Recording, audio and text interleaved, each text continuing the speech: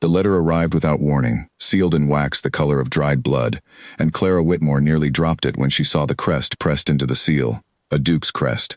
Her hands trembled as she broke it open, certain there had been some terrible mistake, certain that a footman somewhere would soon arrive to snatch it back and laugh at her for even touching it. Miss C. Whitmore, the card read, in flowing black ink. You are cordially invited to the birthday celebration of His Grace, Nathaniel Ashworth, Duke of Rendale, to be held at Rendale House on the evening of the 20th. Clara read it 3 times, then a 4th. She was sitting in the narrow back room of her aunt's townhouse, a room with a cracked window and a floor that creaked under every step, and nothing about her surroundings matched the elegance of the card in her hands. She did not know the Duke of Rendale. She had never so much as glimpsed him from a distance at church or market. She knew no one who moved in circles high enough to send such an invitation, and certainly no one who would think to send it to her. She turned the card over, searching for some clue, some explanation. There was none. Only her name, written with such careful precision that it could not have been an accident of ink, or a smudge mistaken for something else. Someone had written Miss C. Whitmore on purpose. Someone had meant for this card to reach her hands. Her aunt, Beatrice, found her still staring at it an hour later, and when Clara showed her the invitation, the older woman's eyebrows rose so high they nearly vanished into her graying hair.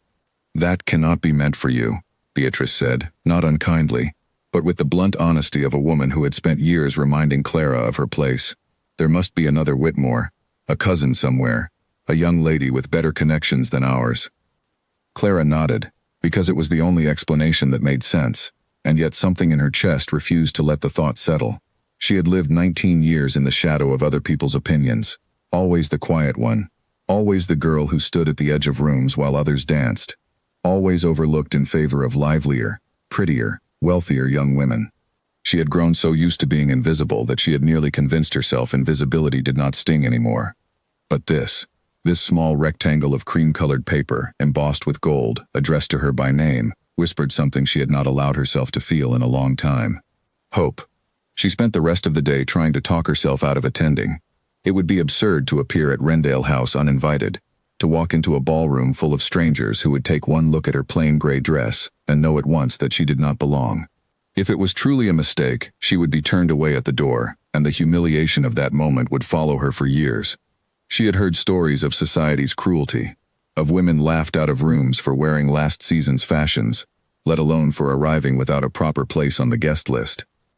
And yet, by evening she found herself standing before the small mirror in her room, holding up the only gown she owned that might pass for suitable, a soft blue dress that had belonged to her mother before she died. It was simple, unfashionable by the standards of the ton, but it was clean and well kept, and when Clara held it against herself, she felt something she rarely allowed herself, a flicker of longing to be seen, just once, as something other than the poor relation kept out of pity. She did not sleep well that night. She lay awake turning the invitation over in her mind, wondering who could have sent it, wondering why, wondering what would happen if she simply did not go and let the mystery remain unsolved forever. But morning brought no answers, only the same restless pull toward Rendale House, toward the impossible idea that perhaps, for once, she had been chosen rather than forgotten. Across the city, in a house far grander than any Clara had ever set foot in, another woman studied a guest list with far less innocent intentions.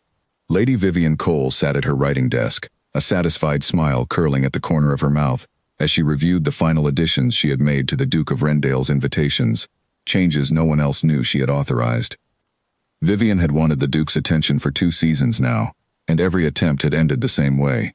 He remained polite, distant, utterly unmoved by her wit or her beauty, both of which she had been assured by everyone else were considerable. She had grown tired of watching him deflect her, tired of watching him retreat into conversations with anyone but her, and she had decided that if she could not win his admiration honestly, she would engineer a distraction sharp enough to make her own presence shine by comparison. She had heard whispers of a Whitmore girl, some poor relation living quietly on the edges of society, a girl so plain and forgettable that no one would think twice about her humiliation. Vivian's plan was simple. Add the girl's name to the guest list under false pretenses, ensure she believed herself truly invited, and watch as she arrived at Rendale House only to be exposed as an imposter before the entire gathering. The scandal would be delicious. The girl would be removed, likely in tears, and Vivian would be there afterward to console the Duke for the unpleasant interruption to his evening, proving herself the composed, gracious woman he ought to have chosen all along. It was a cruel plan, but Vivian did not dwell on cruelty. She dwelled on results, and she was confident in this one. No one crossed into a Duke's ballroom without the proper credentials and escaped without consequence. The girl would learn her place, and Vivian would finally have her opening. She sealed the false invitation herself, taking care to disguise her handwriting, and sent it off with the rest of the household correspondence, never once considering that the young woman receiving it might be anything other than a convenient pawn in a game she did not know she was playing. Meanwhile, at Wrendale House, the Duke himself paced the length of his study, entirely unaware of the scheme unfolding beneath his own roof. Nathaniel Ashworth had never enjoyed his birthday celebrations.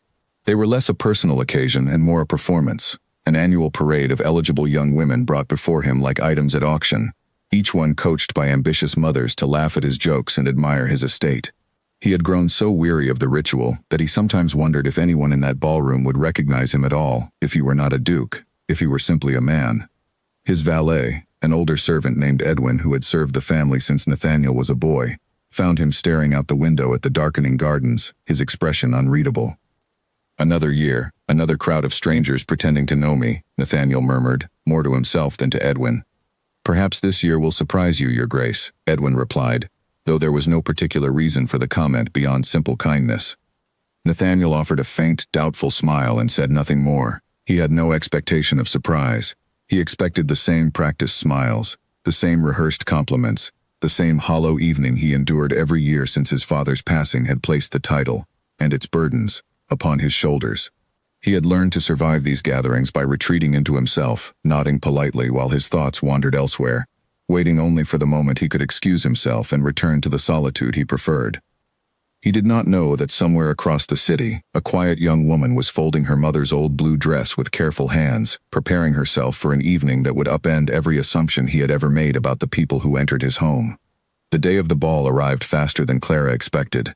She spent the morning in a haze of nerves, half convinced she would lose her courage before evening fell, half convinced some stranger would appear at her door to explain the entire matter as an unfortunate clerical error. Neither happened. The hours simply passed, quiet and unremarkable, until the sky began to darken and it was time to decide, truly decide, whether she would go.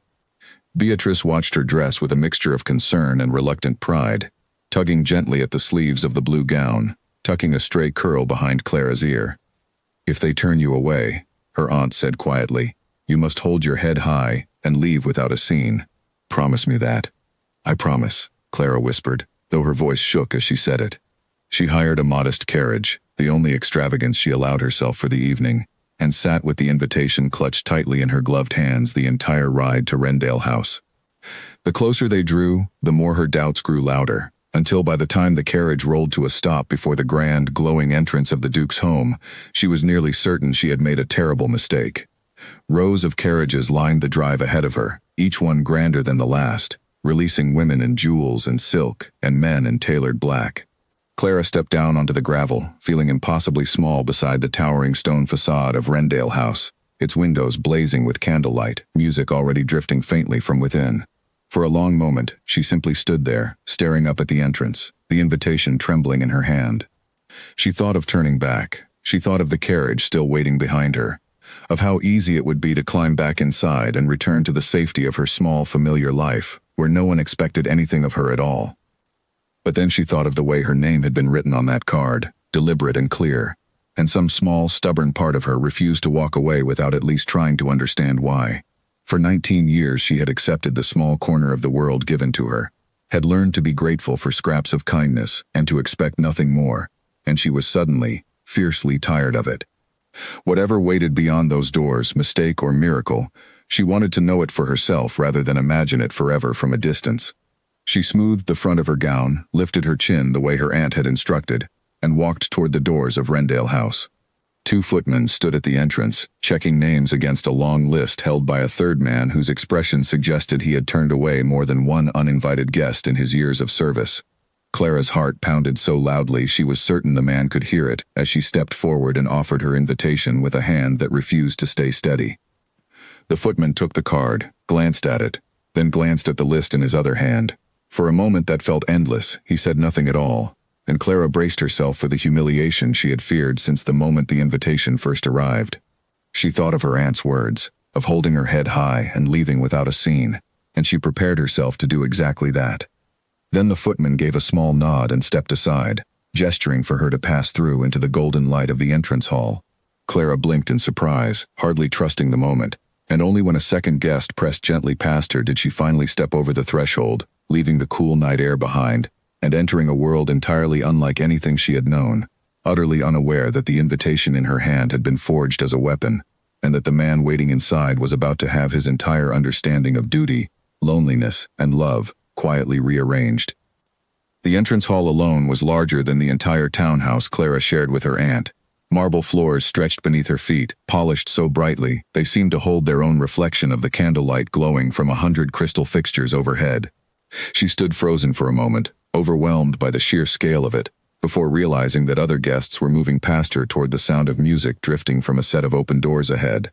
She followed them, doing her best to appear as though she belonged, though every instinct in her told her that she stood out like a single gray thread in a tapestry of gold. The ballroom, when she finally reached it, took her breath away entirely. Chandeliers hung like frozen waterfalls of light. Musicians played from a raised platform at the far end of the room, and couples moved across the floor in patterns so practiced they seemed choreographed by nature itself.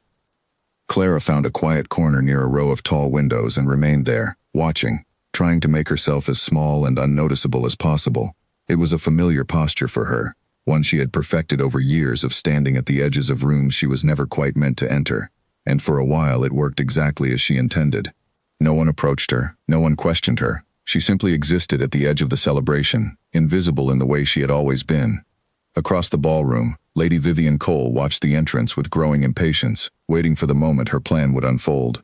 She had expected shouting, tears, perhaps even a small scene as footmen escorted the Whitmore girl out into the night, humiliated before she had taken more than a few steps inside. Instead, she watched, with rising confusion, as Clara Whitmore stood quietly by the windows, entirely unremoved, entirely unbothered by anyone at all. It could not be, Vivian thought, pressing her painted lips into a thin line.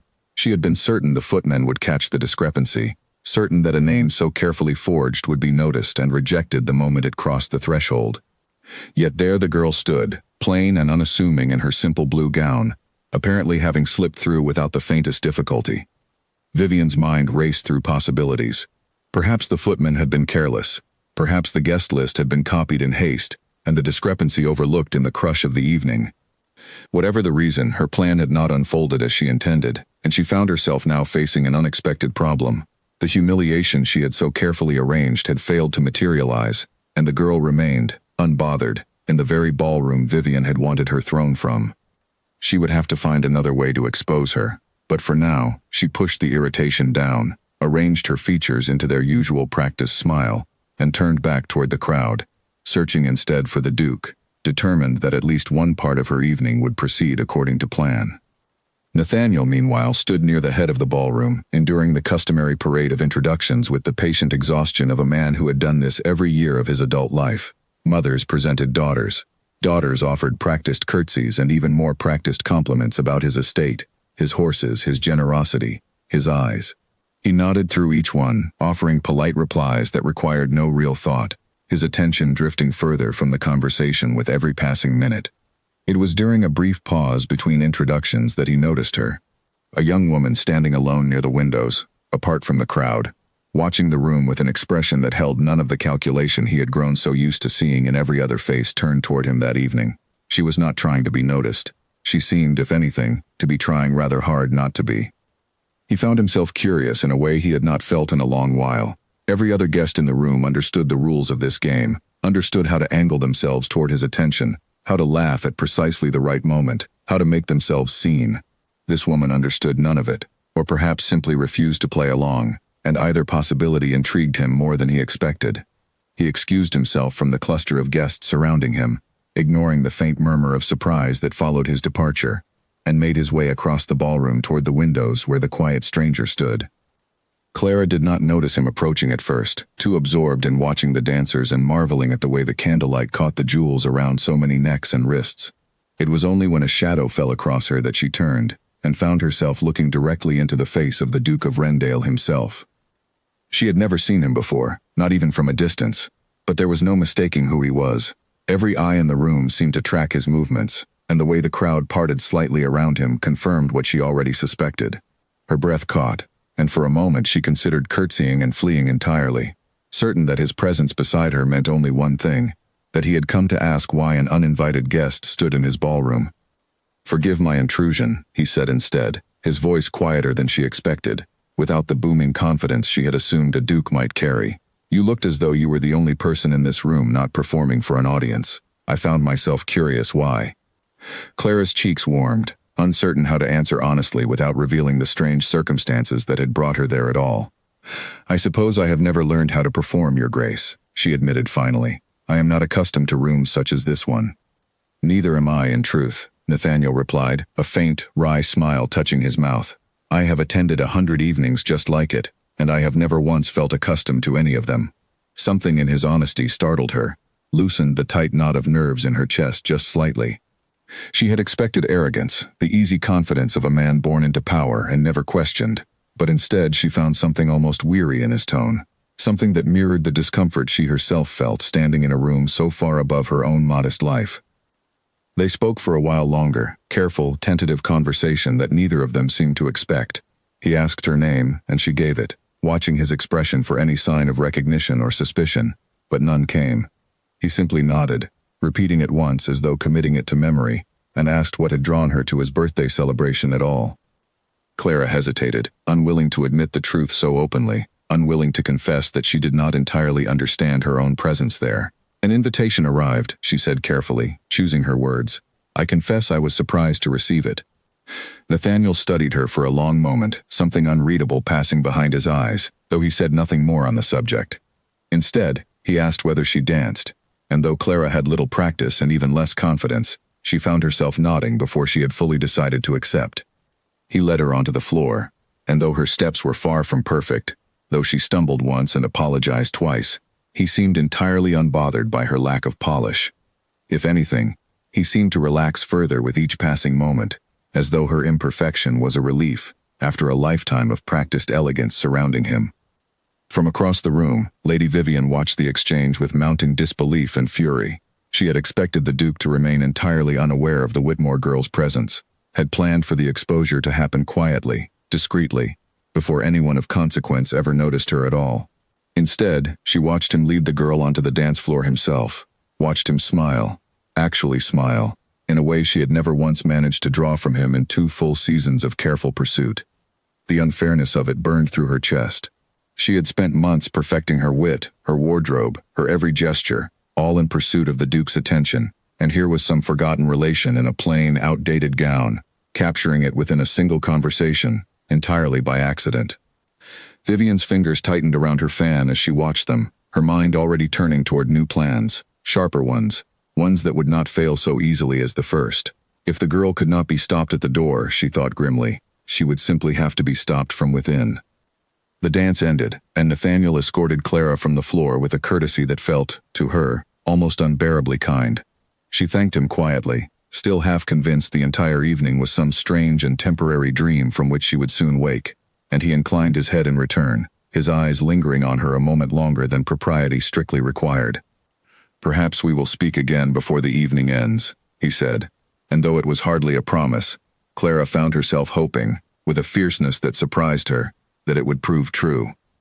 As Clara made her way back toward the windows, a young woman near her own age stepped into her path, offering a warm smile that seemed entirely free of the calculation Clara had grown to expect from the rest of the room. She introduced herself as Margaret Fenwick, the daughter of a modest baron's family, and confessed with a laugh that she had watched the entire exchange between Clara and the Duke with open curiosity.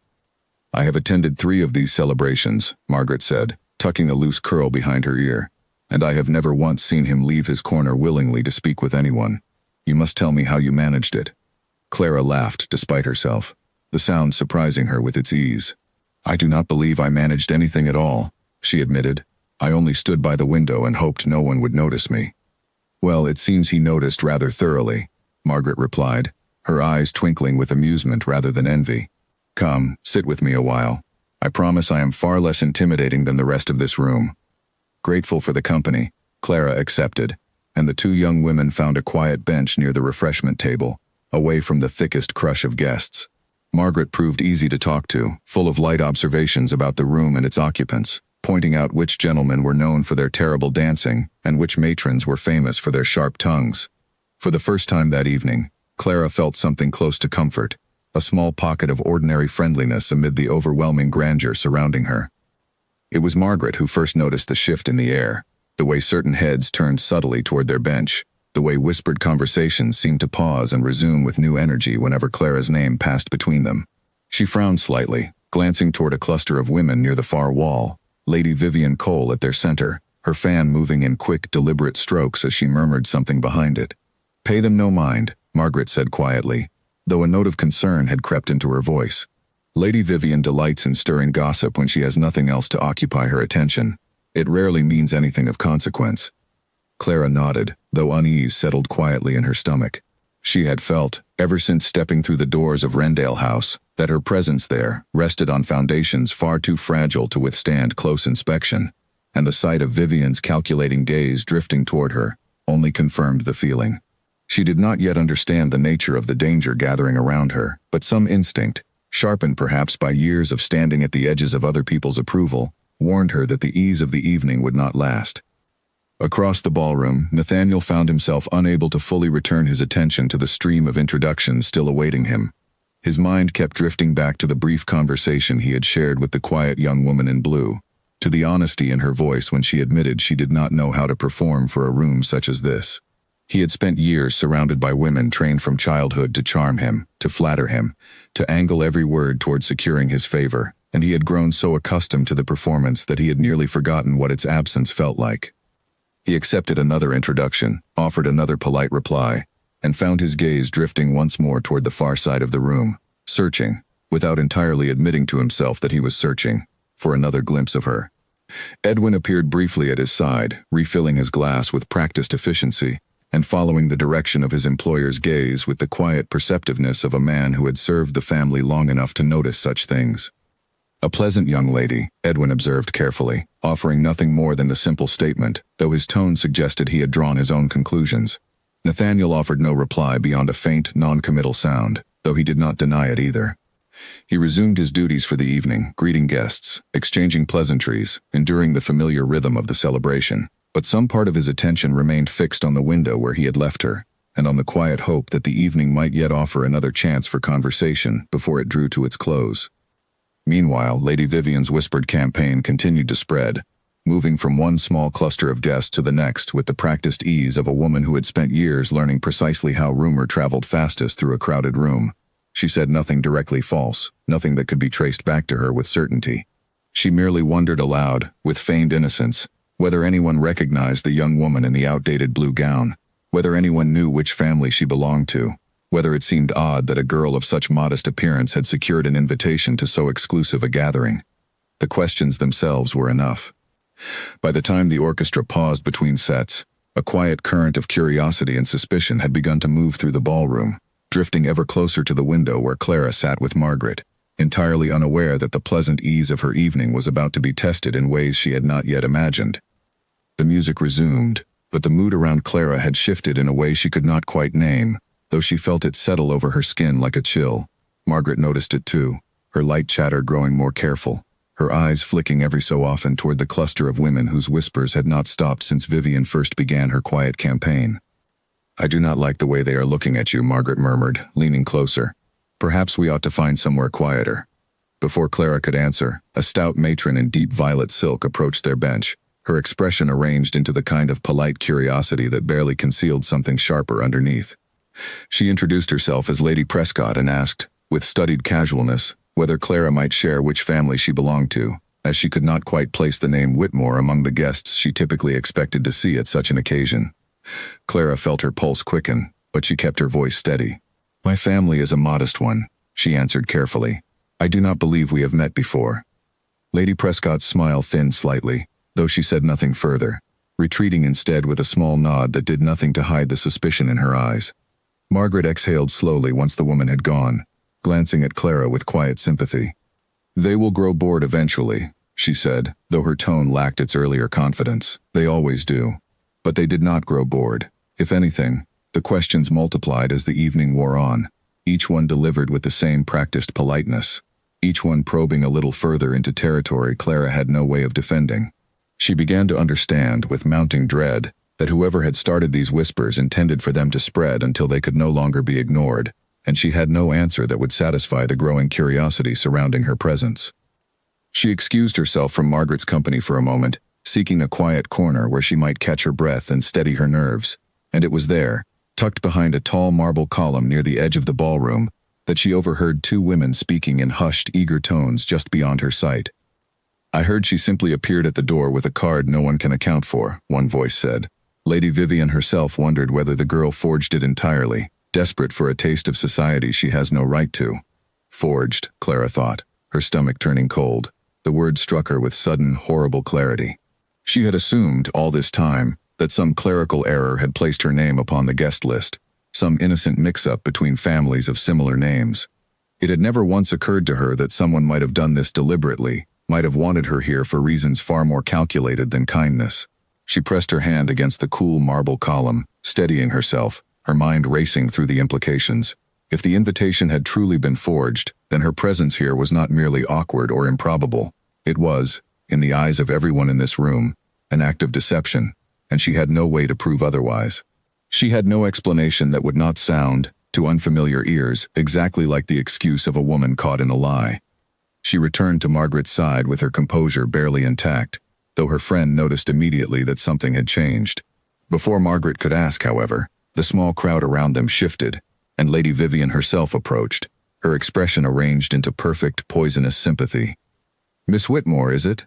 Vivian said, her voice carrying just enough to draw the attention of several nearby guests. "Forgive my boldness, but I confess a great curiosity about your invitation. It is rather unusual, is it not, for someone entirely unknown to society to receive a personal card to His Grace's birthday celebration?" Clara felt every eye within earshot turned toward her, felt the weight of their attention pressing down like a physical thing. She opened her mouth to answer, though she had no answer that would satisfy the question, no explanation that did not sound, even to her own ears, impossibly weak. "I received an invitation addressed to me by name," Clara said finally, her voice steadier than she felt. "I assumed it had been sent with proper authority. I had no reason to question it." "How curious, then," Vivian continued, her tone dripping with false concern, "that no one among the household staff seems to recall approving such an invitation. One wonders how a name might find its way onto a private guest list without anyone's knowledge at all." The implication landed exactly as Vivian intended.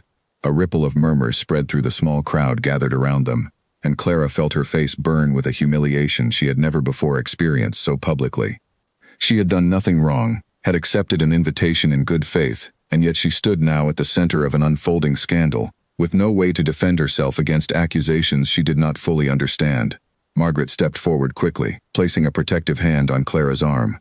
"That is a serious accusation to make without proof, Lady Vivian," she said, her voice firm despite her youth. "Perhaps it would be wiser to raise such concerns with the household staff directly, rather than in the middle of a crowded ballroom." Vivian's smile did not waver, though something flickered briefly behind her eyes. A flash of irritation quickly smoothed away. "I only raised the question out of concern for propriety," she said sweetly. "I am certain it will all be sorted out soon enough." She withdrew with practiced grace, leaving behind a silence that felt far heavier than any words she might have spoken. Clara stood frozen, painfully aware of the eyes still lingering on her, of the whispers already beginning anew now that Vivian had given them fresh fuel. She wanted nothing more than to disappear entirely, to slip out of Rendale House and never think of this evening again, and yet some stubborn part of her refused to run, refused to confirm, through flight, the suspicions already forming around her. It was in this moment of frozen uncertainty that Nathaniel appeared at her side, his expression unreadable, as he took in the tense atmosphere surrounding her. He had noticed the shift in the room from across the hall, had watched the way conversations paused and heads turned toward the young woman he had danced with only an hour before, and something protective, unfamiliar and immediate, had stirred in his chest the moment he understood what was happening. "Miss Whitmore," he said, his voice calm but carrying easily enough to reach the nearby guests still lingering with interest. "I believe you promised me a second dance before the evening's end. Shall we?" Clara stared at him, momentarily too stunned to respond, uncertain whether his intervention was born of kindness or simple curiosity about the scandal unfolding beneath his own roof. But there was nothing calculating in his expression, only a quiet steadiness that offered, however briefly, an escape from the crushing attention surrounding her. She accepted his offered hand, and together they moved toward the dance floor, leaving Vivian and her circle of whispering allies behind. The music began again, and as they moved through the familiar patterns of the dance, Nathaniel leaned slightly closer, his voice low enough that only she could hear. "I do not know what is being said about you tonight," he murmured, "but I do not believe a woman who trembles at the thought of drawing attention to herself is capable of the kind of deception being whispered about. Tell me honestly, do you know why your name appeared on my guest list?" Clara hesitated, torn between honesty and the fear of sounding as though she were fabricating an excuse. "I truly do not know, Your Grace," she admitted finally. "The invitation arrived at my aunt's house, addressed to me by name. I assumed it had been sent by mistake, meant for another Whitmore, perhaps a relation I had never met. I nearly did not come at all, certain I would be turned away at the door." Nathaniel studied her carefully as they moved through the dance, searching her expression for any hint of deceit and finding none. There was something in the way she spoke, plain and unguarded, entirely unlike the practiced explanations he had grown accustomed to hearing from every other guest who ever sought his favor. He found himself believing her, not out of naivety, but out of a growing certainty that whatever mystery surrounded her presence tonight, she herself was not its architect. "I intend to discover who is responsible for this," he said quietly. "Whoever placed your name upon that list did so with some purpose in mind, and I do not believe that purpose was kind." Clara's breath caught at the seriousness in his tone. "You believe someone did this deliberately," she said, "to harm me?" "I believe," Nathaniel replied carefully, "that very little happens within my household without someone's deliberate hand behind it, and I intend to find out whose hand this was." The dance ended, but neither of them moved apart immediately, standing instead at the edge of the floor as the musicians began a new piece, and other couples swept past them. Clara felt something shift within her, a fragile, unfamiliar warmth blooming beneath the fear and humiliation of the evening, a sense that perhaps she was not entirely alone in this strange, unfolding mystery. Across the room, Vivian watched their continued closeness with mounting fury, her earlier satisfaction curdling into something far more dangerous. Her whispered accusations had failed to remove the girl from the ballroom, had failed even to dent the Duke's evident interest in her, and now she found herself facing a problem far larger than she had anticipated. If Nathaniel began investigating the invitation's true origin, it would not take long before the trail led back to her own household, to her own hand disguising itself in another's script.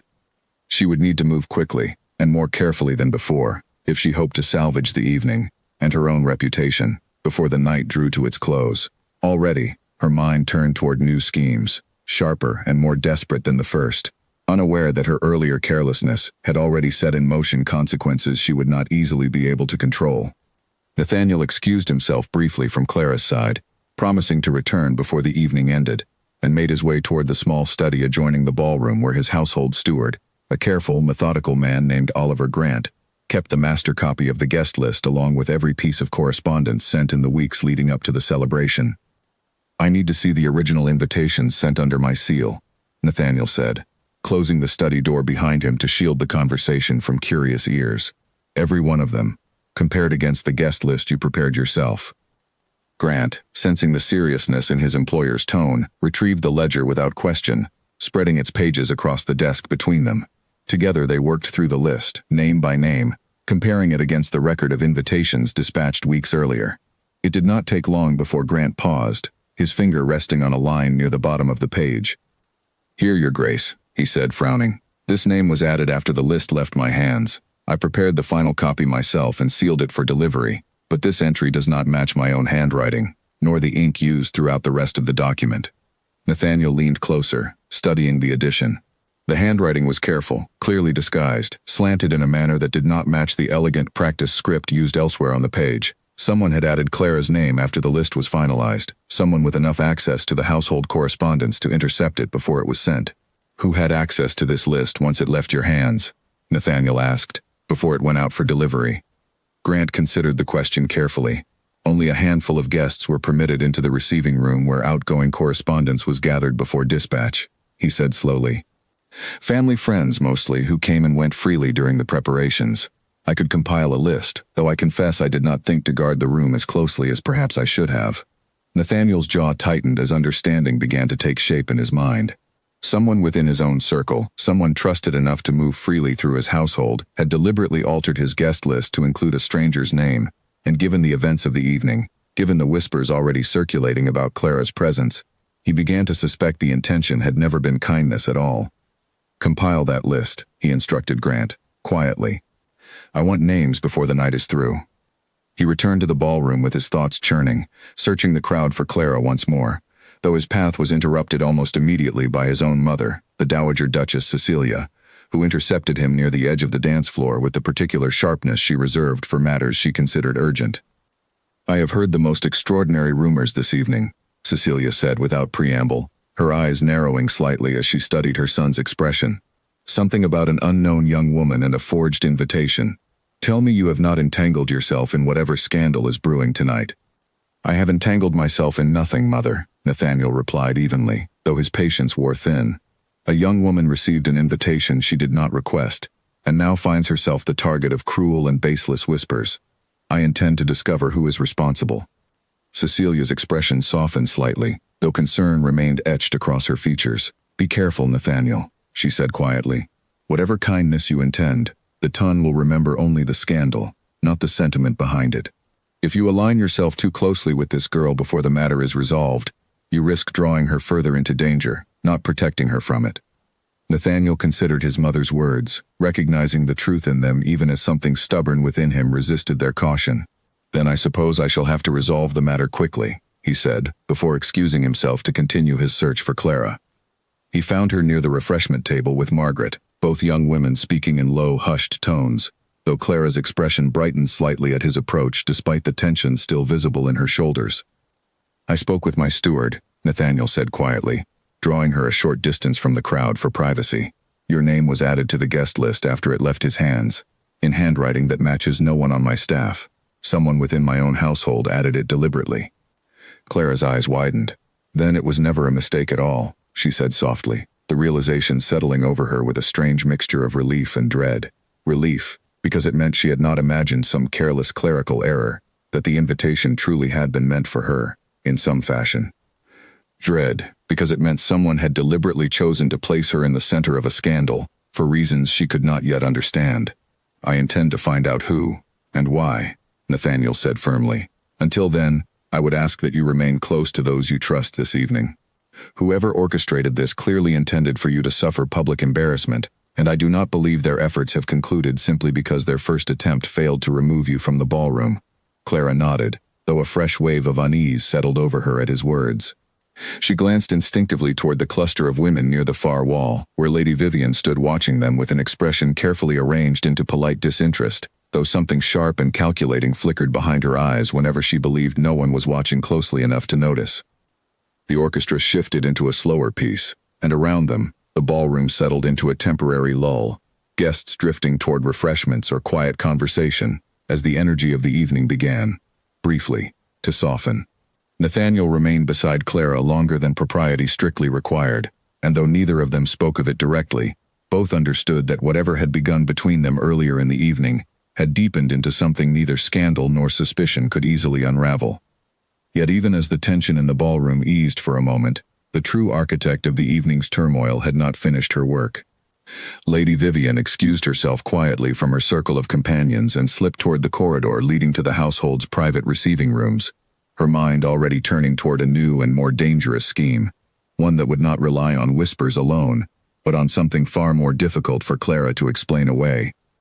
Vivian moved quickly through the quieter corridors of Wrendale House, her silk skirts whispering against the polished floors as she made her way toward the small receiving room, where earlier that evening she had noticed a velvet box of jewelry left carelessly upon a side table, a gift, she had overheard, intended for the Duke's cousin, a token to be presented later in the celebration. It was a small thing, insignificant in itself, but Vivian understood better than most that even small things could be turned into powerful weapons when placed in the wrong hands at precisely the right moment. Her plan formed quickly, cruel in its simplicity. She would take a single piece from the box, nothing so large as to be immediately obvious, and see to it that the item was later discovered among Clara's belongings, or better still, upon her person.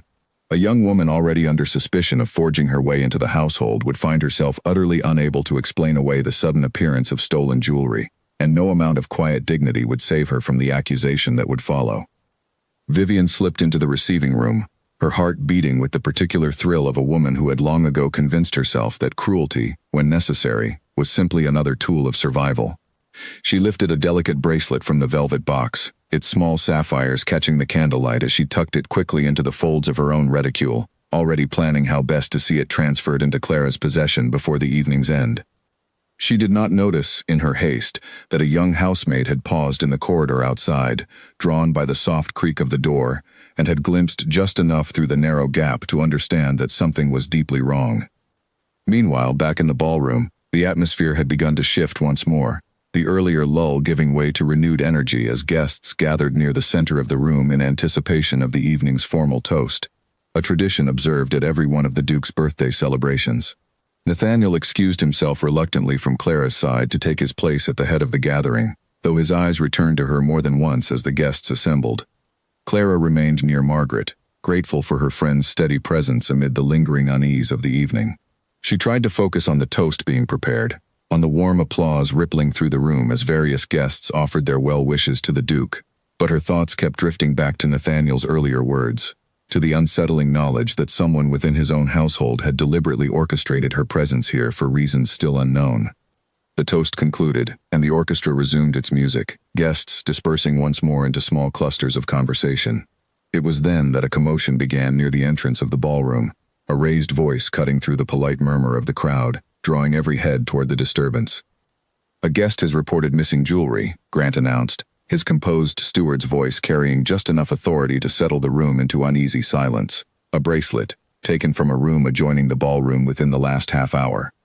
His Grace requests that all guests remain present while the matter is investigated." Clara felt a cold dread settle over her even before Vivian's voice rose above the murmuring crowd, feigned distress lacing every carefully chosen word. "How dreadful," Vivian said, her eyes sweeping deliberately toward Clara as she spoke, "though I confess I am not entirely surprised. It seems only reasonable to wonder whether the theft might be connected to our earlier concerns about certain guests whose presence here remains, shall we say, unexplained." The implication struck the room like a physical blow, and Clara felt every eye turned toward her once more, this time carrying suspicion far heavier than the whispers of earlier in the evening. She opened her mouth to protest, though no words came, her mind too stunned by the sudden, calculated cruelty of the accusation to form any coherent defense. "That is a serious accusation, Lady Vivian," Margaret said sharply, stepping close beside Clara once more, though her voice shook slightly with the effort of confronting a woman so far above her own social standing. "You offer no proof beyond your own suspicion." "Perhaps a search would settle the matter quickly enough," Vivian replied smoothly, her tone dripping with false reasonableness. "If Miss Whitmore has nothing to hide, surely she would not object to clearing her name so easily."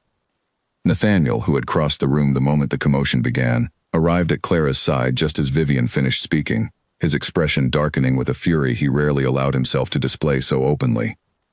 He understood with sudden and complete clarity precisely what was unfolding before him, though he lacked, in this immediate moment, the proof necessary to expose it before the entire gathering.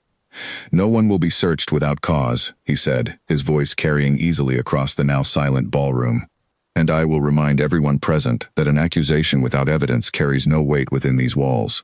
Vivian's composure flickered, just briefly, at the sharpness in his tone, though she recovered quickly, offering a small, wounded expression, clearly intended to paint herself as merely concerned rather than accusatory. "I only wish to protect the integrity of your celebration, Your Grace," she said softly. "I meant no offense to Miss Whitmore, should she prove entirely innocent." Clara stood frozen amid the tension, humiliation burning through her chest as she felt the weight of dozens of curious, suspicious eyes still fixed upon her. She understood with sudden and painful clarity that no amount of quiet dignity would fully protect her from the damage already done, that even if the accusation proved false, the whispers of tonight would follow her long after the ball itself had ended.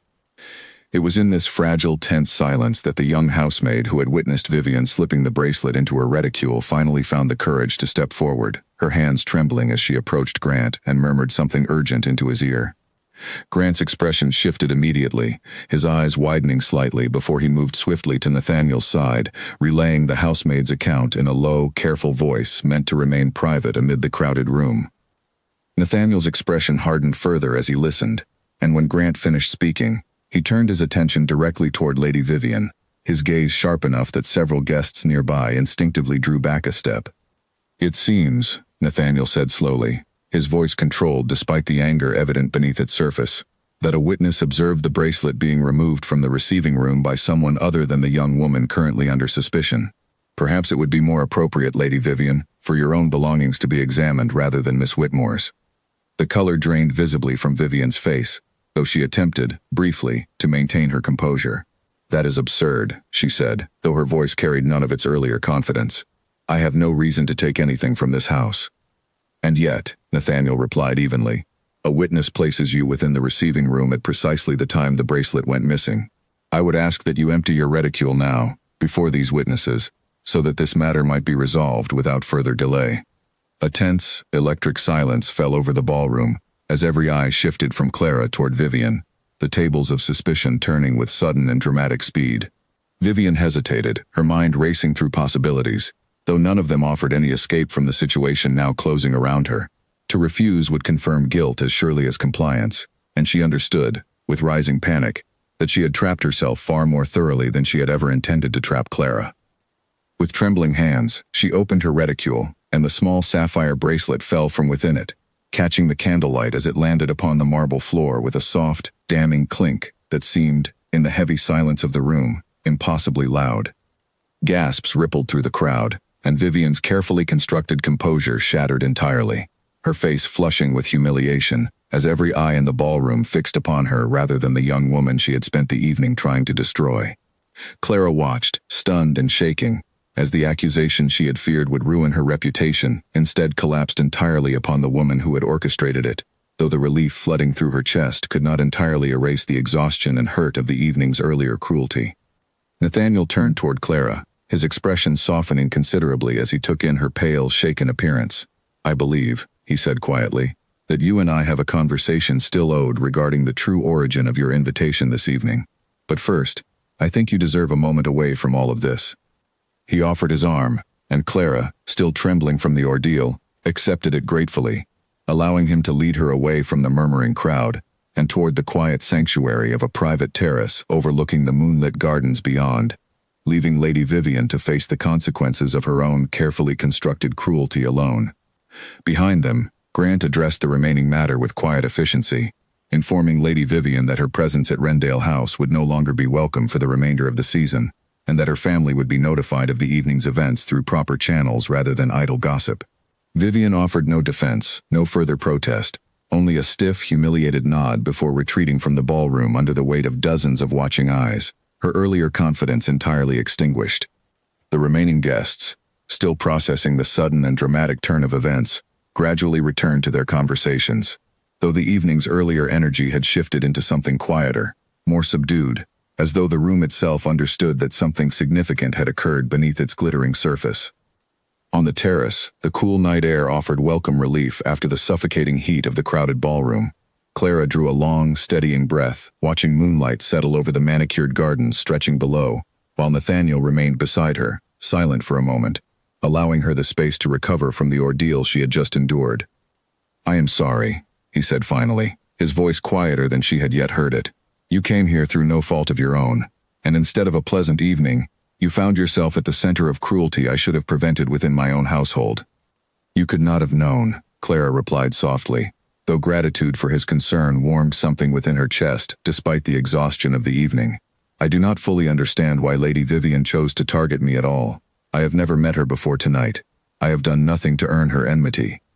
Nathaniel's expression grew thoughtful, though a flicker of understanding passed behind his eyes. "I believe," he said carefully, "that her enmity was never truly about you at all. I suspect it had far more to do with me, and with her own frustrated ambitions regarding my attention. You simply became a convenient instrument in a plan meant to serve entirely different purposes." Clara considered this, the pieces of the evening's strange cruelty settling into a clearer, though no less painful shape. "She used my name to distract from her own pursuit of you," Clara said slowly. And when that failed to unfold as she intended, she turned to something far crueler to salvage her plan. It seems so, Nathaniel admitted, though I confess I take little comfort in understanding her motives. What she did to you tonight was inexcusable regardless of the reasoning behind it. They stood together in silence for a while, the distant strains of the orchestra drifting faintly through the open terrace doors, mingling with the quiet rustle of wind through the garden hedges below. Clara found herself acutely aware of his presence beside her, of the steadiness he offered after an evening defined almost entirely by uncertainty and fear. "May I ask you something honestly, Your Grace?" Clara said finally, gathering her courage. "Please," he replied. "Why did you approach me tonight?" she asked. "Out of every guest in that ballroom, women far better suited to your position, far more skilled in the art of pleasing a man such as yourself. Why did you choose to cross the room toward a stranger standing alone by the windows?" Nathaniel considered the question seriously, as though it deserved more than a hasty or practiced answer. "Because you were the only person in that room not trying to convince me of anything," he said finally. "Every other guest tonight approached me with some purpose in mind, some angle calculated to secure my favor. You simply stood there, honest and unguarded, entirely unaware of how rare that honesty is within these walls. I found myself drawn to it before I fully understood why." Clara's cheeks warmed at his words, though she did not look away. "I confess I approached tonight expecting nothing more than humiliation," she admitted.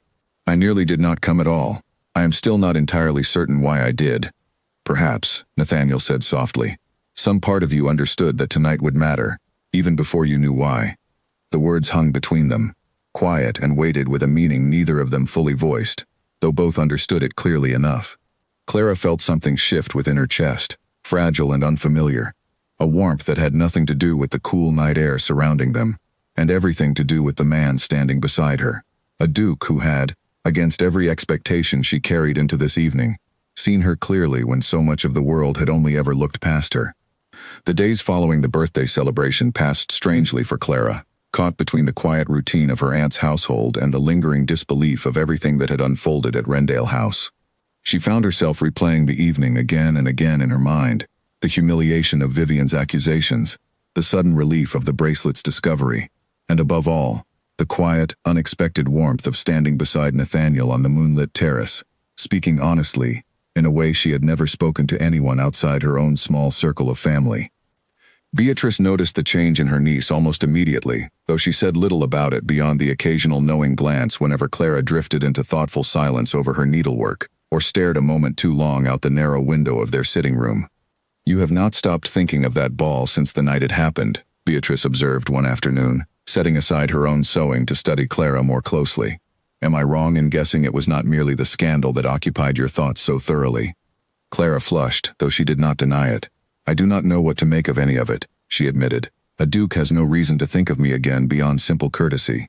Whatever passed between us that evening was likely nothing more than kindness extended toward a guest wronged beneath his own roof." Beatrice regarded her niece with the particular patience of a woman who had lived long enough to recognize the early signs of a heart quietly, cautiously falling into hope. "Perhaps," she said simply, "or perhaps not. Only time will reveal which of us is right." Clara said nothing further, though the memory of Nathaniel's words on the terrace lingered stubbornly in her thoughts regardless of how firmly she tried to dismiss them as simple politeness. At Wrendale House, meanwhile, Nathaniel found himself equally preoccupied, though his days carried the added weight of managing the aftermath of Vivian's exposed scheme. Word of the incident had spread quickly through society, as such things inevitably did, and though most accounts painted Clara sympathetically as the innocent target of a cruel plot, a small, persistent thread of gossip continued to question the propriety of a duke showing such open interest in a woman of uncertain standing and modest means.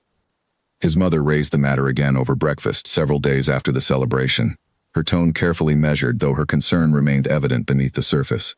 "The whispers have not entirely faded, Nathaniel," Cecilia said, setting down her teacup with deliberate care. "Some wonder whether your attention toward Miss Whitmore extended beyond simple chivalry. I do not say this to discourage you, only to ensure you understand the scrutiny that would follow should your interest prove genuine." Nathaniel considered his mother's words carefully, recognizing the truth within them even as something steady and certain had already settled within his own heart regarding the matter.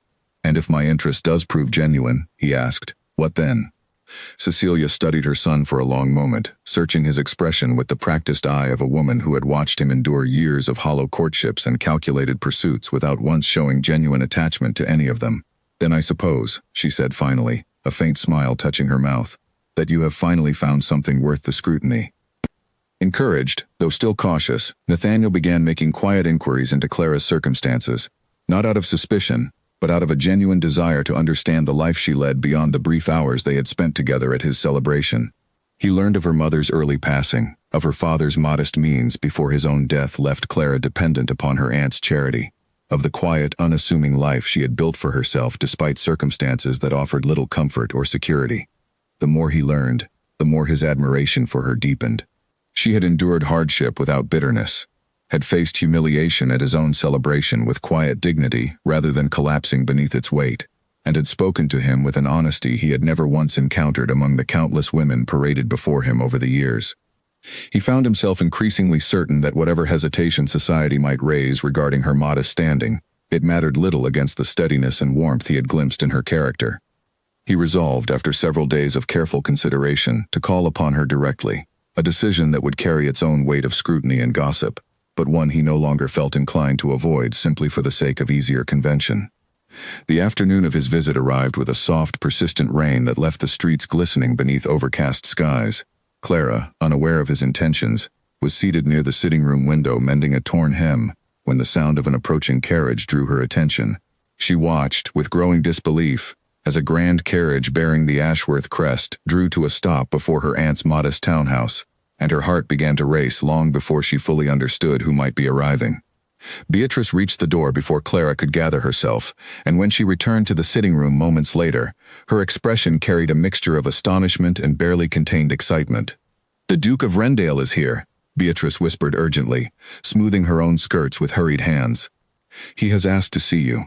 Clara rose on trembling legs, setting aside her mending with hands that shook slightly as she smoothed her simple day dress, and attempted to compose herself before Nathaniel entered the small, unassuming sitting room that suddenly felt far too modest for the presence about to fill it. He entered with the same quiet steadiness she remembered from the terrace, his eyes finding hers immediately despite the modest surroundings so different from the grandeur of his own home. "Miss Whitmore," he said, offering a small, respectful bow, "forgive my unannounced arrival. I found myself unable to remain away any longer." Beatrice, sensing the significance of the moment, excused herself with practiced tact, leaving the two of them alone in the small sitting room, rain tapping softly against the window pane, as an unlikely, intimate backdrop to their reunion. "I did not expect to see you again so soon," Clara admitted, still struggling to fully believe the reality of his presence within her modest home. "I confess I did not entirely expect it myself," Nathaniel replied, a faint smile touching his mouth. "Though I found, in the days since the celebration, that I could not stop thinking of our conversation on the terrace, nor of the courage you showed throughout an evening that offered you every reason to flee rather than remain." Clara's cheeks warmed, though she held his gaze steadily. "I very nearly did flee, more than once," she admitted honestly. "It was only stubbornness that kept me there, I think, more than any particular courage." "Perhaps stubbornness and courage are not so different from one another," Nathaniel replied gently. "Both require a certain refusal to be moved by fear, regardless of how strongly it presses against you." They spoke for a long while, the conversation flowing far more easily than either of them had anticipated given the formality of their respective positions. Nathaniel asked about her life, her interests, the quiet routines that filled her days, and Clara found herself answering honestly, without the careful self-editing she had grown accustomed to using around anyone she believed might judge her modest circumstances too harshly. He shared, in turn, glimpses of his own life beyond the title and duty that so often defined him in the eyes of society, speaking of his early affection for the estate's gardens, his quiet preference for solitude over the constant performance expected of his position, his genuine uncertainty regarding whether he would ever find someone capable of seeing him as simply a man, rather than a duke to be won or managed. "I believe I have found exactly that, in you," he said finally, his voice quieter and more earnest than she had yet heard it. "You did not seek my attention that evening, did not angle for my favor the way so many others have over the years. You simply existed, honestly and without pretense, and I found myself drawn to that honesty more completely than I expected possible." Clara's heart raced at his words, though a familiar uncertainty tugged at the edges of her hope. "You must understand, Your Grace," she said carefully, "that I bring nothing to such a connection beyond my own modest self. No fortune, no significant family name, nothing society would consider a suitable match for a man of your position." Nathaniel reached forward, taking her hand gently within his own, his expression steady and sincere. "I have spent years surrounded by fortune and family names," he said quietly, "and I have never once found within them the honesty and warmth I glimpsed in you within a single evening. If society requires more than that to consider a match worthy, then I find myself increasingly uninterested in society's requirements." The words settled over Clara like sunlight breaking through the persistent rain outside, warm and unexpected and entirely overwhelming in their sincerity. She did not know, in that fragile, hopeful moment, precisely what the future held for either of them, whether society's scrutiny would prove too heavy a burden for their unlikely connection to bear, but she understood, with sudden and complete clarity, that whatever came next, she no longer wished to face it from the quiet, invisible edges of the world she had grown so accustomed to inhabiting. Nathaniel remained for nearly an hour longer, well past the length of a formal visit, though neither he nor Clara seemed inclined to notice the time slipping past them. When he finally rose to take his leave, he asked, with careful formality, whether he might call upon her again, and Clara, her heart still racing from the events of the afternoon, accepted without hesitation. After his carriage departed, Beatrice returned to the sitting room, her expression a careful mixture of curiosity and quiet pride. "Well," she said, settling into her usual chair, "it seems I owe you an apology for ever doubting that invitation belonged to you." Clara laughed softly, though tears of relief and disbelief pricked at the corners of her eyes. "I still do not entirely understand how any of this happened," she admitted. "A forged invitation, a scandal, and now a duke calling upon me in our own sitting room. It feels like something from a novel, rather than my own life." "Perhaps your life has simply been waiting for its proper chapter to begin," Beatrice replied gently, reaching over to squeeze her niece's hand with genuine affection. Over the following weeks, Nathaniel called upon Clara with increasing frequency, their courtship unfolding slowly but steadily beneath the watchful, curious eyes of society. Word spread quickly of the Duke's evident affection for the young woman at the center of his birthday scandal, and opinion remained sharply divided. Some praised the romance as a refreshing departure from the calculated matches so common among the aristocracy, admiring the Duke's evident sincerity. Others, more traditional in their sensibilities, questioned whether a woman of Clara's modest standing could ever truly belong within the rarefied circles of a duke's household. Clara felt the weight of this scrutiny keenly, though Nathaniel's steady presence beside her offered a comfort she had never before experienced. He included her, whenever propriety allowed, in small gatherings among his closer circle of friends, introducing her not as a curiosity to be examined, but as a woman he genuinely admired and respected. Slowly, cautiously, she began to find her footing within a world that had once seemed entirely closed to someone of her circumstances. Margaret remained a steady friend throughout this transition, offering Clara guidance on the subtle customs and expectations of higher society, gently correcting small missteps without ever making Clara feel foolish for her unfamiliarity with rules she had never been taught. Their friendship, forged in the tense uncertainty of the birthday celebration, deepened into something Clara treasured deeply, a reminder that not everyone within this new world viewed her with suspicion or judgment. Meanwhile, Lady Vivian's own circumstances had grown considerably more precarious since her public humiliation. Cast out from the season's most prestigious gatherings, her reputation tarnished by the very scandal she had engineered to destroy someone else, she found herself increasingly isolated, watching from the periphery as the very connection she had tried to prevent flourished openly before society's eyes. Bitterness festered within her with each passing week, sharpened further by every report she heard of the Duke's growing devotion to Clara. She had lost everything she once valued, her standing, her reputation, her hopes of securing the Duke's favor, all because of a scheme meant to elevate herself by destroying another. And yet, rather than accepting the consequences of her own actions, she allowed her resentment to calcify into something colder and more determined, convincing herself that one final, desperate act might yet salvage what she had lost. She began making careful inquiries of her own, searching for any vulnerability she might yet exploit, any secret or scandal buried within Clara's modest past that could be used to sever the connection now threatening to permanently eclipse her own ambitions. Her search led her, eventually, to whispers of an old family debt owed by Clara's late father, a matter long since settled quietly, but never entirely forgotten by those who had once held the obligation. It was a small thing, insignificant in the grand scheme of Clara's character, But Vivian understood, better than most, how easily even small things could be twisted into weapons, capable of inflicting significant damage when wielded with sufficient malice and precision. She began crafting a new plan, more patient and more carefully constructed than her first. One final attempt to ensure that the connection between Clara and Nathaniel would not survive the season's remaining weeks. One evening, as autumn settled fully over the city and the leaves along Rendale House's long drive turned deep shades of amber and gold, Nathaniel invited Clara to walk with him through the estate's gardens, the very ones he had confessed, on their first true conversation, to holding a quiet fondness for since childhood.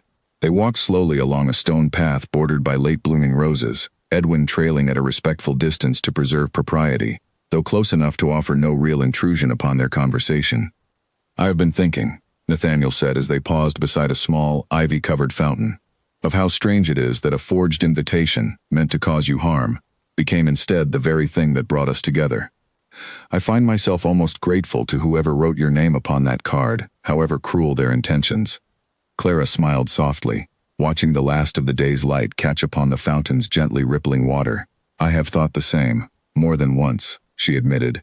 "Though I confess I still wonder sometimes whether this happiness is too fragile to last, whether the world beyond these gardens will find some way to take it from me, before I have fully learned to trust it." Nathaniel turned to face her fully, his expression steady and sincere in the fading light. "Whatever the world attempts," he said quietly, "I do not intend to let it succeed. You have shown more courage in facing that world than anyone I have ever known, and I intend to stand beside you through whatever challenges it still chooses to send our way." Clara felt tears gather unexpectedly at his words, though they carried none of the humiliation or fear that had marked so many of her earlier tears throughout the strange, unfolding events of the past weeks. These tears felt different entirely, warm with a hope she had never before dared to hold so openly, and she found herself, in that quiet moment beside the fountain, beginning to believe, truly believe, that perhaps her life had indeed been waiting all along for exactly this chapter to begin. Neither of them noticed, as they lingered together in the golden evening light, the distant figure watching from beyond the garden's outer wall, patient and calculating, already setting the final pieces of her plan into careful motion. The invitation to Lady Prescott's autumn gathering arrived at Rendale House on a crisp morning, and though Nathaniel had grown wary of large society events since the incident at his own birthday celebration, he saw little reason to refuse an occasion attended by many of the same guests who had already grown fond of Clara over the preceding weeks.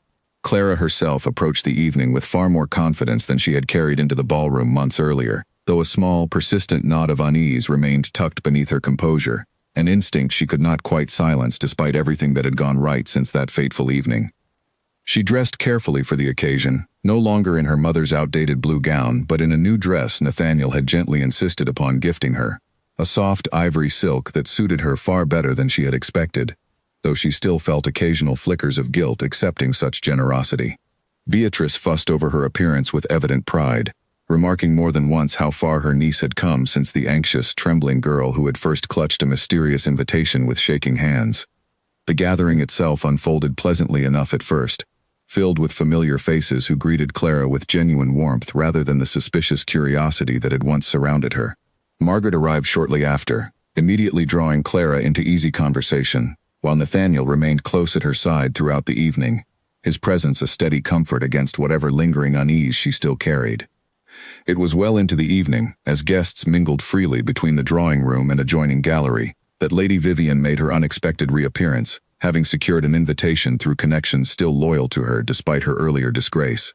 She entered quietly, without fanfare, her expression carefully composed into something almost humble, though those who looked closely enough might have noticed the sharp, calculating glint that had never truly left her eyes. Clara noticed her first, a sudden coldness settling over her despite the warmth of the crowded room, and she instinctively drew closer to Nathaniel's side, uncertain what Vivian's presence might mean for the remainder of the evening. "I did not expect to see her here," Clara murmured quietly. Nathaniel's jaw tightened slightly, though he kept his voice calm for Clara's benefit. "Nor did I," he replied. "Stay close, and say nothing to provoke her. I do not trust her intentions, regardless of how humble she appears tonight."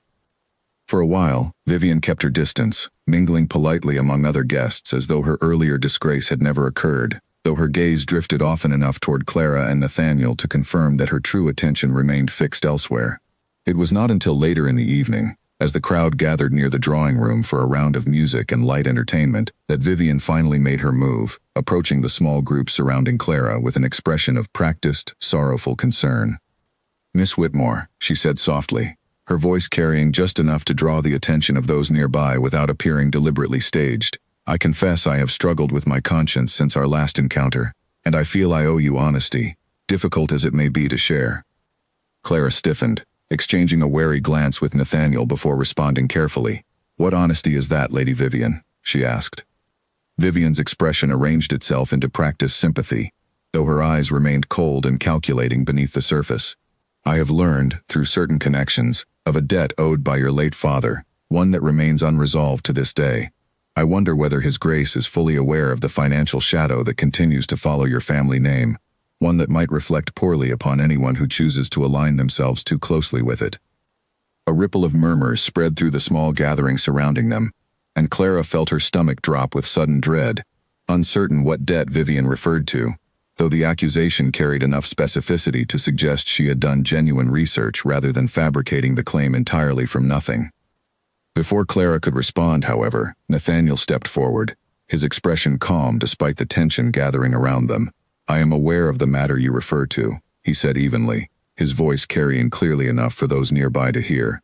"A small debt, incurred by Clara's father some years before his passing, settled quietly and fully by her own family, within a reasonable time, long before Clara herself came of age to bear any responsibility for it.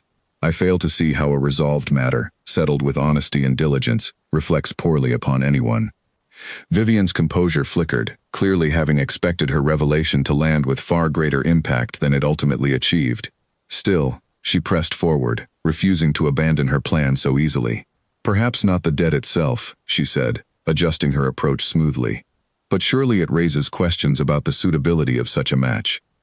A duke's household carries expectations of stability and standing that a family with such financial struggles may find difficult to uphold."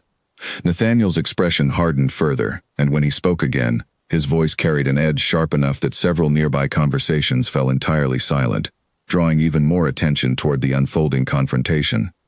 "Lady Vivian," he said, "I have watched you attempt, on 2 occasions now, to destroy a woman's reputation through deception and cruelty, first through a forged accusation of theft that you yourself committed, and now through the suggestion that resolved financial hardship somehow diminishes her character. I would ask that you consider carefully whether continuing this pattern serves you in any way beyond confirming, publicly, exactly the kind of person you have chosen to become."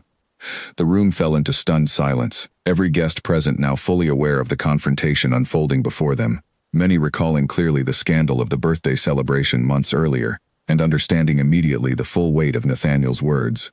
Vivian's face flushed deep red, humiliation and fury warring visibly across her features as she realized, with sudden and complete clarity, that her final attempt had not only failed but had exposed her far more thoroughly than any previous scheme. "I only meant," she began, though her voice faltered, unable to find any words capable of salvaging the moment. "You meant to cause harm," Nathaniel finished for her, his tone final and unyielding. "And I believe this gathering, and every gathering hereafter, would benefit from your absence rather than your presence. I trust Lady Prescott will understand my reasoning should you choose to depart now, quietly, rather than prolong this further." Vivian stood frozen for a long, humiliating moment, the weight of dozens of watching eyes pressing down upon her with far greater force than she had ever directed toward Clara. Finally, without another word, she turned and departed the gathering, her earlier composure entirely shattered, leaving behind a silence that gradually gave way to quiet murmurs of astonishment and, gradually, quiet admiration for the Duke's unwavering defense of the woman beside him. Clara stood trembling slightly, though this time the tremor came not from fear but from overwhelming relief and gratitude, watching as Nathaniel turned back toward her, his expression softening entirely from the sharp firmness he had shown Vivian only moments before. "Are you well?" he asked gently, taking her hand within his own without concern for who might observe the gesture. "I am," Clara replied, her voice steadier than she expected. "I do not think I have ever felt so thoroughly defended in my entire life." "You will not need to feel otherwise again," Nathaniel said quietly, "if I have any say in the matter." The gathering gradually resumed its earlier warmth, the small drama fading into the background as guests returned to music and conversation, though the shift in the room's regard toward Clara was unmistakable, admiration and respect replacing whatever lingering suspicion had once colored their perception of her. Margaret squeezed Clara's hand warmly, beaming with evident pride at how thoroughly the evening had turned in her friend's favor. Later that evening, as the gathering began to wind down and guests slowly departed into the cool autumn night, Nathaniel drew Clara aside once more, leading her toward a quiet alcove near the edge of the drawing room, away from the remaining crowd. "I have known for some weeks now what I intend to ask you," he said, his voice carrying a quiet seriousness that immediately drew Clara's full attention. "I had planned a more elaborate occasion for the moment, something befitting the significance of the question, but I find myself unwilling to wait any longer, particularly after everything tonight has reminded me of exactly how much I do not wish to lose." Clara's heart raced, hardly daring to hope for what she suspected was coming, though she said nothing, allowing him the space to continue. "Clara Whitmore," Nathaniel said, taking both her hands within his own. "I have spent my entire adult life surrounded by people who valued my title far more than they valued me, and I had nearly resigned myself to believing that no one would ever see past the Duke to find the man beneath it. Then a forged invitation brought you into my life, and within a single evening, you saw me more clearly than anyone ever has. I do not wish to spend another season without you beside me. Will you marry me?" Tears gathered freely in Clara's eyes now, warm and unrestrained, as she nodded before she had even fully found her voice to answer aloud. "Yes," she whispered finally, laughing softly through her tears. "Yes, I will." Nathaniel's expression broke into a genuine, unguarded smile, the kind Clara had rarely glimpsed even during their most private conversations, and he drew her gently into an embrace that spoke more clearly than any further words could, of the joy and relief flooding through them both. News of their engagement spread quickly through society in the days that followed, and though a few voices still murmured doubts about the suitability of the match, far more embraced the story with genuine delight, charmed by the unlikely romance that had begun with a forged invitation and blossomed, against every obstacle placed deliberately in its path, into something neither cruelty nor scandal had managed to destroy. Clara Whitmore, once the overlooked girl standing quietly at the edges of every room, found herself, at last, fully and unmistakably seen, not only by the Duke who had chosen her above every calculated pursuit offered to him over the years, but by a world that had finally learned to look beyond the plain blue gown and recognize the quiet strength that had been there all along. The weeks leading up to the wedding passed in a whirlwind of preparation, far removed from the quiet, uneventful days Clara had once known within her aunt's modest household. Seamstresses arrived to fit her for gowns far finer than anything she had ever owned, and though the sheer scale of it all occasionally left her breathless with disbelief, she found steady comfort in Nathaniel's constant presence, in the way he made a point of including her in every decision rather than simply directing the arrangements around her as though she were a passive participant in her own future. Beatrice, overwhelmed with pride and quiet tears, took to the preparations with unexpected enthusiasm, insisting on overseeing certain details herself despite Nathaniel's gentle assurances that the household staff at Wrendale House could manage every arrangement without difficulty. He indulged her nonetheless, understanding instinctively how much the involvement meant to the woman who had raised Clara through years of hardship without complaint. Margaret, too, remained a constant and cherished presence throughout the preparations, her easy friendship a welcome anchor amid the whirlwind of new expectations and unfamiliar customs Clara found herself navigating.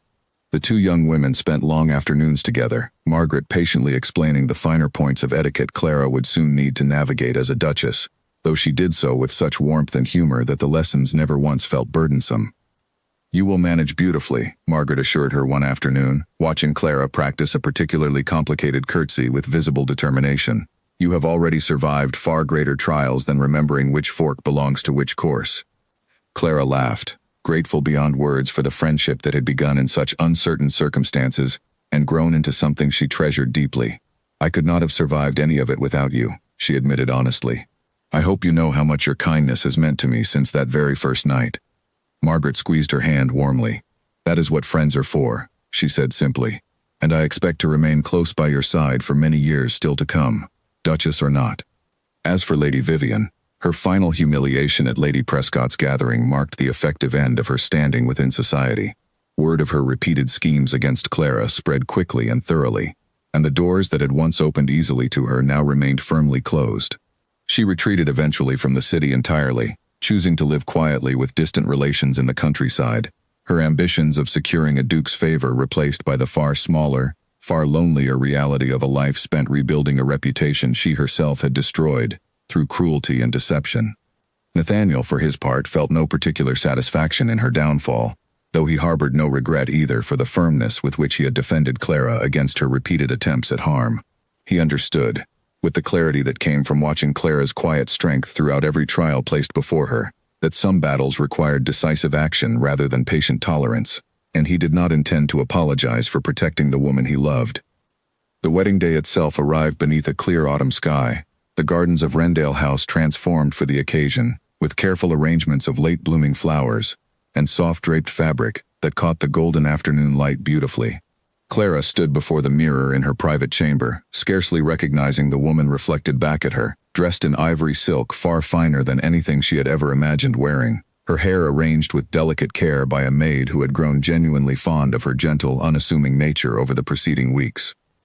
Beatrice entered quietly, pausing at the sight of her niece, tears gathering freely in her eyes as she took in the transformation from the anxious young woman who had once trembled over a mysterious invitation to the composed, radiant bride now standing before her. "Your mother would be so proud of you," Beatrice said softly, her voice thick with emotion. "I only wish she could see you now." Clara embraced her aunt gently, grateful beyond measure for the woman who had raised her through years of quiet hardship without ever once making her feel unwanted. "Perhaps she does see, in her own way," Clara replied softly.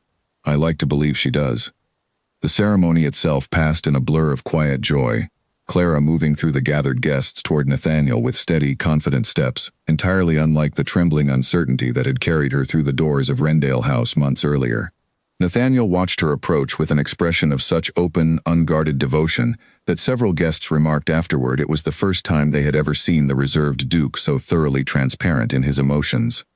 They exchanged their vows beneath the soft afternoon light, surrounded by family and friends who had, over the preceding months, come to understand and celebrate the unlikely, resilient love that had grown between them, despite every obstacle placed deliberately in its path. When Nathaniel finally drew Clara into his arms as husband and wife, the assembled guests erupted into warm, genuine applause, a stark contrast to the suspicious whispers that had once greeted Clara's very first appearance within these same walls. As the celebration continued into the evening, Clara found a quiet moment to step away from the joyful crowd, drawn once more toward the small fountain within the gardens where Nathaniel had first spoken so openly of his hopes for their future together. She stood there, watching the water ripple gently beneath the fading light, reflecting on the extraordinary journey that had begun with a single, mysterious invitation addressed to a name she had barely recognized as her own. Nathaniel found her there moments later, joining her beside the fountain with the same quiet steadiness that had first drawn her to him within a crowded, overwhelming ballroom so many months before. "Do you ever wonder," Clara asked softly, "what might have happened if I had never opened that invitation at all? If fear had kept me home that evening instead of curiosity carrying me through your door?" Nathaniel considered the question seriously, wrapping his arm gently around her shoulders as they watched the fountain's gentle movement together. "I choose to believe," he said finally, "that some things find their way toward us regardless of the obstacles placed in their path. Perhaps another invitation would have found you eventually, another evening, another chance for our paths to cross. Or perhaps we were simply fortunate that cruelty, in this instance, unknowingly created the very opportunity kindness needed to flourish." Clara smiled, leaning gently against him as the last light of evening faded into soft, star-scattered darkness above the gardens. "Whatever the reason," she said quietly, "I am endlessly grateful it happened exactly as it did."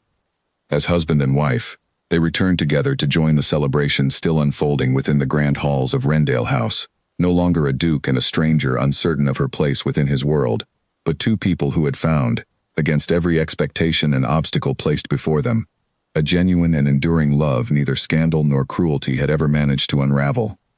A year had passed since Clara became Duchess of Wrendale, and the gardens of Wrendale House had cycled through winter, spring, and summer once more before settling again into the golden hush of autumn, the very season that had first carried her, trembling and uncertain, through the grand doors of the estate. She stood now at the same window where she had once watched dancers move like a living tapestry beneath the chandeliers, though the woman looking out at the gardens today bore little resemblance to the anxious girl who had arrived that first evening clutching a stranger's invitation. Her days as Duchess had brought their own quiet trials, moments of uncertainty as she learned to navigate a world so different from the one she had known. but she had faced each challenge with the same steady resolve that had carried her through the humiliations of that first ball. Society, largely, had come to embrace her, charmed by her genuine warmth and quiet dignity, though she understood by now that a few skeptical voices would likely always remain, murmuring at the edges of every gathering regardless of how thoroughly she proved herself.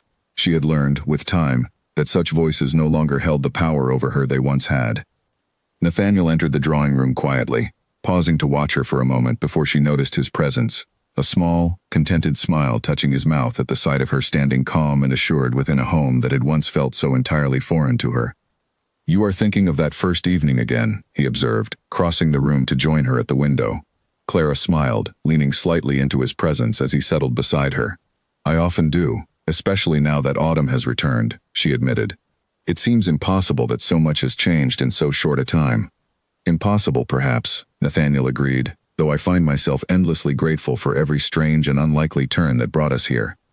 Their conversation was interrupted by the soft sound of approaching footsteps, and Beatrice entered the drawing room with the easy familiarity of a woman who had, over the past year, become a frequent and beloved guest at Wrendale House. She had grown, if anything, even more animated in her visits, delighting openly in the transformation of the household she had once viewed from a distance with cautious disbelief. "I have brought news from Margaret," Beatrice announced, settling into her favorite chair near the fireplace. "She writes that her own courtship progresses rather promisingly. It seems a certain gentleman of modest fortune but excellent character has finally caught her attention after months of careful consideration." Clara's face lit with genuine delight. "That is wonderful news indeed," she said warmly. "Margaret deserves every happiness after the steady kindness she showed me throughout everything." The friendship between Clara and Margaret had only deepened over the intervening year, strengthened by shared letters and frequent visits despite the different paths their lives had taken. Margaret remained, as she had promised on that first difficult evening, a steady and cherished presence, one Clara counted among her greatest blessings from the strange, unlikely chain of events that had first brought them together. As for Lady Vivian, word occasionally reached Wrendale House of her quiet life in the countryside, though neither Clara nor Nathaniel dwelled much on the matter. There had been, in recent months, faint reports suggesting a softened, more reflective version of the woman who had once schemed so relentlessly against them, a slow and difficult process of rebuilding whatever character had been lost through years of calculated cruelty. Clara found, somewhat to her own surprise, that she harbored little lingering resentment toward the woman who had once tried so thoroughly to destroy her happiness. The scheme, however cruel in its intention, had ultimately delivered her toward a life richer and more genuine than anything she might otherwise have known, and she preferred, these days, to let that gratitude outweigh whatever bitterness she might once have justly held. The household itself had grown lively in ways Clara could scarcely have imagined during her quiet, solitary years within her aunt's modest townhouse. She had taken an active interest in the estate's charitable efforts, particularly those supporting young women without family or fortune to guide them, understanding intimately the precarious uncertainty of a life spent depending entirely on the goodwill of others. Nathaniel supported her efforts fully, proud of the compassion and determination she brought to every project she undertook, and together, they had established a modest fund providing education and support to young women in circumstances not unlike Clara's own before fortune, however strangely, had intervened on her behalf. Edwin, still faithfully serving the household after so many years, remarked more than once to the younger staff how thoroughly the atmosphere of Wrendale House had changed since the Duchess's arrival, how the halls that once echoed with the quiet loneliness of a duke burdened by duty now carried genuine warmth and laughter through every corridor. He took quiet pride in having witnessed, from the earliest days, the beginning of a connection he had somehow sensed, even on that first uncertain evening, might prove far more significant than either Clara or Nathaniel yet understood.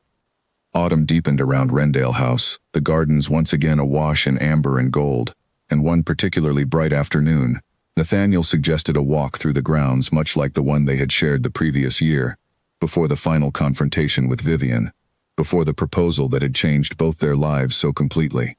Clara agreed eagerly, and together they wandered the familiar paths, pausing again beside the small, ivy-covered fountain that had come to hold such particular significance for them both. "I have a confession," Nathaniel said as they paused beside the water, a faint, uncertain smile touching his mouth in a manner Clara had rarely seen from him since the earliest, most anxious days of their courtship. Clara turned to him with curious interest. "What confession is that?" she asked. "I have known, for several weeks now, of a piece of news I have been waiting for the right moment to share," he admitted, taking her hands gently within his own.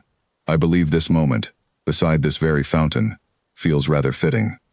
Clara's heart quickened with anticipation, though she could not begin to guess what news might carry such careful weight. "Nathaniel," she said softly, "you are frightening me slightly with such seriousness." "Forgive me," he said, his smile widening now, unable to contain it any longer. "I only meant to say that we are expecting a child. I learned of it only days ago, and I confess I have been waiting rather impatiently for the perfect opportunity to share it with you properly." Tears sprang immediately to Clara's eyes, joyful and overwhelming, as the news settled fully into her understanding. She laughed through her tears, throwing her arms around Nathaniel with a warmth that spoke far more clearly than any words could manage in that first stunned, joyful moment. "A child," she whispered finally, pulling back just enough to meet his eyes, still glistening with happy tears. "Our child." Nathaniel drew her close once more, resting his forehead gently against hers, the golden autumn light settling softly around them both as the fountain continued its quiet, endless rippling nearby. "Our child," he agreed softly, "who will grow up knowing, I hope, that love found through honesty and courage is worth far more than any fortune or title society might otherwise value." They remained there together for a long while, wrapped in quiet joy beside the fountain that had witnessed so many of the pivotal moments in their unlikely, extraordinary story. From cautious confessions to a proposal born of unwavering devotion, and now, finally, the promise of a new beginning entirely their own. Clara thought again, as she so often did during quiet moments like this one, of the trembling girl who had once stood frozen before the grand doors of Wrendale House, uncertain whether to enter a world she believed could never truly belong to her. That girl, she understood now, had carried within her all along the quiet strength and honesty that would eventually change not only her own life, but the life of the man beside her, and soon, the life of a child who would grow up knowing love as something built not upon calculation or convenience, but upon the rare, precious honesty of two people who had simply, finally, been truly seen. That evening, word of the coming child spread quickly through the household, and by the time supper was served, the entire staff of Wrendale House seemed to carry a lightness of spirit that Edwin later described, with quiet amusement, as the happiest atmosphere he had witnessed within these walls in all his years of service. Beatrice, informed of the news the following morning, wept openly with joy, declaring that she had never imagined, during those uncertain early years raising her niece through hardship and quiet sacrifice, that such happiness might one day find its way to the both of them so completely. Nathaniel's mother, too, received the news with evident delight, her earlier caution regarding the match long since replaced by genuine affection for the young woman who had brought such warmth into her son's life. She visited often in the months that followed, offering gentle guidance and quiet wisdom as Clara adjusted to the anticipation of motherhood, and Clara found, with some surprise, that the careful, guarded woman she had once feared judging her too harshly had become instead a source of steady comfort and genuine friendship. Winter arrived in due course, and with it, the quiet, careful preparations for the child's arrival, nurseries readied and small garments prepared with the same tender attention that had marked every part of Clara's transformation, from an overlooked young woman into a duchess beloved throughout her household, and, increasingly, throughout society itself. Even those who had once questioned the suitability of the match found themselves, over time, won over entirely by the evident devotion between the Duke and Duchess of Wrendale, a devotion that seemed only to deepen with each passing season, rather than fade, as so many society matches eventually did. Clara often found herself returning, in quiet moments, to the memory of that first trembling evening, of the invitation she nearly did not accept, of the courage it had taken to walk through doors she believed were never truly meant for her. She understood now, with the clarity that only distance and happiness could provide, that the very qualities which had once made her feel so entirely out of place within that glittering ballroom, her honesty, her quiet dignity, her refusal to perform for approval she did not believe she deserved, had been exactly the qualities that ultimately won her a life she could never have imagined for herself. She thought, too, of Margaret's steady friendship, of Beatrice's unwavering support, of Edwin's quiet kindness during those earliest, most uncertain days, and she understood that her happiness, however centered it might appear around her marriage to Nathaniel, had truly been built upon the foundation of many small, genuine kindnesses offered to her throughout a journey that had begun with cruelty and deception, but had ultimately triumphed over both. As the first snow of the season began to settle gently over the gardens of Wrendale House, Clara stood once more at the window where she had first watched Nathaniel approach her across a crowded ballroom. her hand resting gently over the growing evidence of the new life they had created together, and she felt, more completely than ever before, that she had finally, truly, found the place where she belonged. The autumn light faded slowly into evening as they made their way back toward the warm, glowing windows of Wrendale House together. No longer a duke and an overlooked stranger, but a family, bound by a love that had begun, against every expectation, with a single invitation, addressed to a name she had almost not recognized as her own.